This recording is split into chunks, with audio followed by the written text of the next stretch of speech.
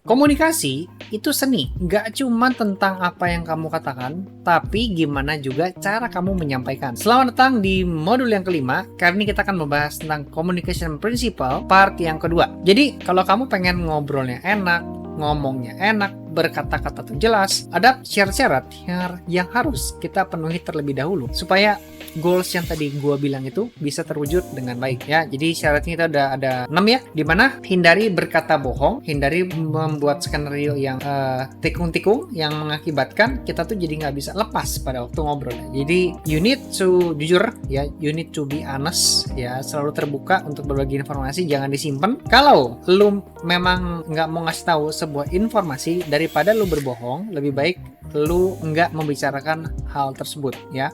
Kalau lu lari jadi berbohong, membuat skenario yang lain, nanti obrolannya jadi makin nggak nyambung dan lu jadi sibuk overthinking di kepala sendiri, bukannya menikmati obrolan atau enjoy dengan lawan bicara, tapi yang ada lu malah ya udah omongan kesana kemari dan itu terjadinya di otak kita sendiri ya. Jadi you need to selalu open, selalu terbuka, bicara jujur, transparan, dan bangun kredibilitas. Yang kedua adalah lu perlu untuk clear ya, ngomongnya jelas, sebisa mungkin ngomongnya harus pendek, singkat, dan orang paham dengan apa yang kita inginkan.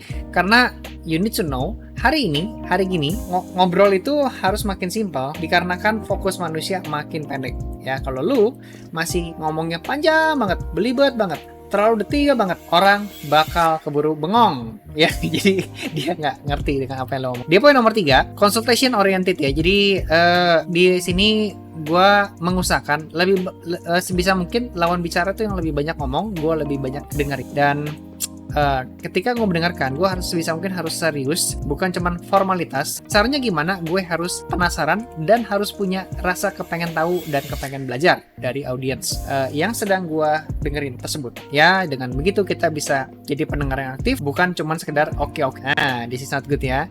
Next, individual teman-teman ya. Jadi usahakan komunikasi langsung untuk kesana personal ya. Sebisa mungkin kita niru arah pembicaraan kemana yang dia suka. Oke? Kamu punya kewajiban untuk cepet-cepetan nyari hot topic supaya obrolan itu makin asik, makin hangat, makin cepet nyambung. Nah, pada akhirnya kalian bisa dapetin chemistry-nya ya. Kalau pas lu nanya sesuatu dia jawabnya pendek ya, nanya sesuatu lagi dia jawabnya pendek, nah ini mungkin topiknya kurang menarik. Jadi lu harus cari topik yang menarik, ganti lagi yang lain sampai kalian ketemu hot button, sampai terjadi namanya chemistry di antara kalian ya. Oke? Paham ya di sini ya. Next, target group oriented. Apa ini? Artinya lu harus memahami audiens dan buat pesanmu relevan.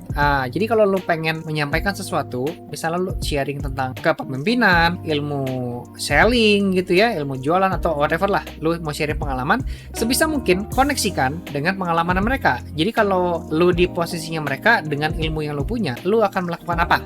Oke? Kalau kita nyontoin dengan diri sendiri, kebanyakan orang bakal sulit mendengarkan karena kan dasarnya manusia ego ya. Jadi lebih mementingkan diri sendiri, dan kalaupun dia ada hubungan sama kita pasti punya kepentingan. Ini menurut gua pribadi, dan ini resume dari semua hal, dari semua guru komunikator yang gue pelajari ya. Jadi mereka banyak mengajarkan hal kepentingan untuk dirinya sendiri. Jadi kalau mereka ada kepentingan untuk berhubungan sama orang lain, pasti ada kaitannya sama diri sendiri. Nah, jadi dengan filosofi tersebut, harapan gue lu paham bahwa every ilmu, every information, lu harus ngerti kenapa mereka mau dengerin lu, karena mereka ada kepentingan pribadi di balik hal tersebut. Jadi kalaupun kita mau kasih contoh based on kepentingan mereka ya, gunakan bahasa dan cara yang mudah dimengerti sama mereka ya. Jadi kalau bahasa lu terlalu dewa banget, jangan. Sebisa mungkin lu harus confirm kalau mau pakai bahasa dewa, dan gunakan bahasa yang mereka mudah pahami, which is ya bahasa bumi ya, jangan bahasa dewa ya. Next, karena informasi itu cepat basi ya, cepat busuk, sebisa mungkin harus cepat disampaikan. Jangan tunda-tunda, sampaikan secepat mungkin sebelum momennya hilang ya. Itulah yang disebut dengan komunikasi efektif, di mana kita ini merupakan seni menyampaikan, mendengar, memahami, dan bukan sekedar bicara. Latih, terapkan, dan ulangi. Sampai jumpa di modul